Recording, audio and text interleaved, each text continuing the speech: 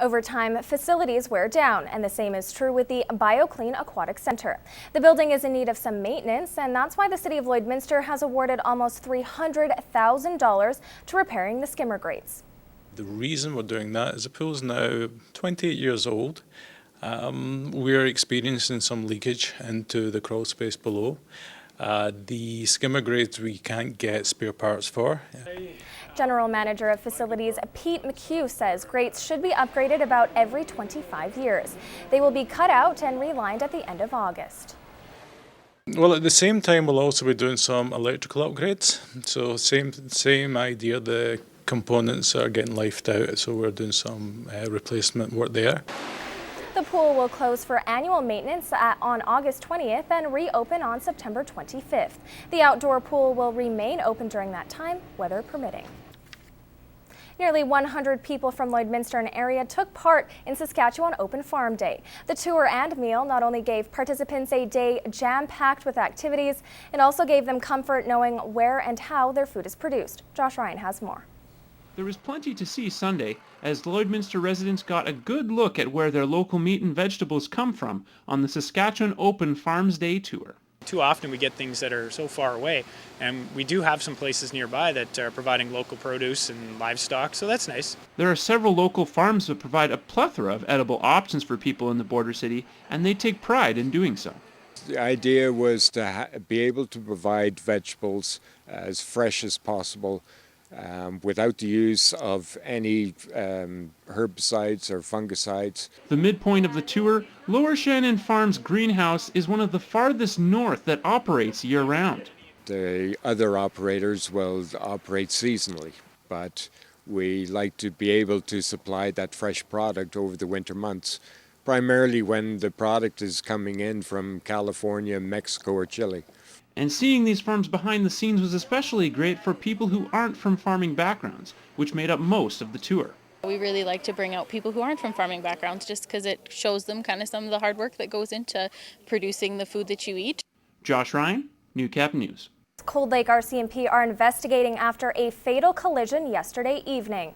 Officers responded to a complaint of a fight between two males at the 7-Eleven convenience store. One of the males was allegedly brandishing a knife and appeared intoxicated. He drove away in an SUV before officers arrived. A responding RCMP member located the man driving erratically on Highway 28, but was unable to stop the vehicle with emergency equipment. The SUV then collided with a truck on 16th Avenue. The 36-year-old driver of the SUV was pronounced dead at the scene. His name is not being released at this time. The male driver, female passenger, and 3-year-old child who were in the truck have been treated in hospital with minor injuries. Cold Lake RCMP are asking anyone with information on the incident to contact the detachment at 780-594-3302 or Crime Stoppers. This is Newcap Sports with Moses Waldo. The Lloydminster U18 Liners have seen some highs and lows in just a matter of weeks. Now, on the eve of the Canadian Fastpitch Championships, the team looks to get back to their winning ways. You know, it's always a tough schedule when you get there, right? But, you know, our pool is one that I think we can definitely come out of. We always stress the process, right? In this game, you know, the best players fail 7 out of 10 times. I know that's cliche, but if you get caught up on the outcome, the game can eat you up pretty quick. The U18 Liners have high expectations heading into nationals, but after a disappointing tournament in BC prior to the Canadian Championships, the Alberta Provincial Champions are pressing the reset button. It was a step back, like, oh no, we have to work on some things, but that's why we went to learn, and I think we did learn a lot. As one girl made a mistake, we all did, because we're connected very well with each other on the team. So I don't think we could have picked each other up one by one good enough. The competition out there is tougher than it is at nationals because of all the American teams. So no, I mean, we need to play better than what we did at the Canadian Open, but if we can play like we had the month prior to that, we'll be in good shape. And that begins with the team's biggest strength. Well, definitely when we get on the bats, we are a strong team. Like, we have a few girls that are really, really strong, and so once we get on those, I think teams will be a little shaken. The Liners expect no easy games, and that suits them just fine. I feel like we do better against harder teams. We're not going there just to lose. I feel like we're going to give it our all. We're not going to quit. Being Alberta 1, that's what our expectation is to play the best teams and hopefully do really well. We've got a tough game to start, right? We play the Ontario Provincial Champions, so that's going to be a really big one. If we can get a win our first game, we'll be in really good shape. Now, it was a reunion of sorts for 4 Lloydminster football players. Their return home may have ended in a disappointing loss, but it did bring back some great memories. This is actually the first time I've lost on this field, so I mean it's a little bit different feeling. It stings right now. Just having that feeling of coming back home and playing in front of the home fans, it feels amazing. For Colton Hippie, Bray Josu, Reagan Thompson, and Taylor Tangent, it was a memorable day to be back with friends and family, despite coming out on the losing end. Definitely hear a lot of my friends and stuff screaming my name, and it feels a lot better. I mean, it's a great atmosphere all around, even in Edmonton, but it's a little nicer playing at home. It's an unbelievable area to play football in, and it makes me feel really warm inside when I come home and I run out and I see so many people in the community out supporting us and as we continue on with our football careers. These 4 have become the product of the building blocks the Lloydminster Minor Football Association have put in place for the last decade, and the future looks even brighter. You know, I think it shows what Lloydminster has done for football in the last couple of years, you know, and the talent level is always just going up, and guys are getting better and better. So I think that really speaks to Lloyd minor football and the high school programs here. It's nuts. It's crazy how much this community has grown in football. I started in Pee Wee, went bantam, midget, teams have formed since I've been in, and championships, crazy amount of championships. It's all because of the coaches. They coached us up great. They made us the players who we are, and it's because of them that's why we're playing and how we're doing well today. And for them, it's clearly noticeable how much the talent has grown with the influx to the Canadian junior level and CIS ranks. It shows that our programs here are top-notch across the province, and it shows that we are here to play football and will be dedicated throughout our lifetimes. That CJFL is a great way to try to extend your career for football, you know? You don't have to go to CIS and try to play on a school, the team that still has to go to school and everything, you know? CJFL is just as good as CIS. There's always more guys coming. I think there's a couple guys in Saskatoon this year, and maybe a couple guys in Calgary, I'm not too sure. So I mean, it's Lloyd, football is growing huge.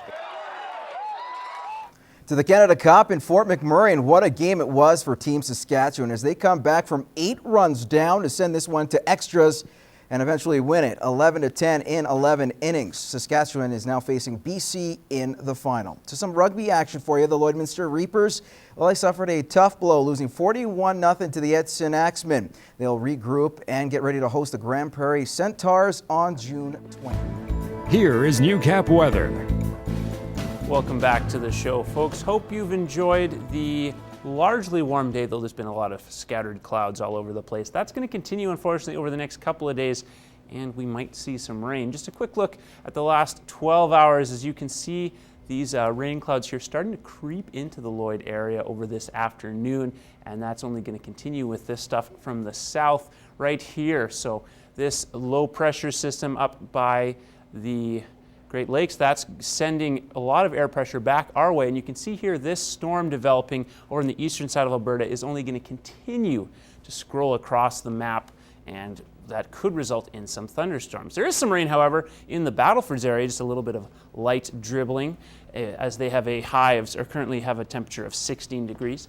They'll drop down to 12 overnight and could have some more precipitation before jumping back up to 23 tomorrow, though they are definitely going to be on the warm side still at 23 degrees with east-northeasterly winds ranging from the 10 to 16 kilometer range.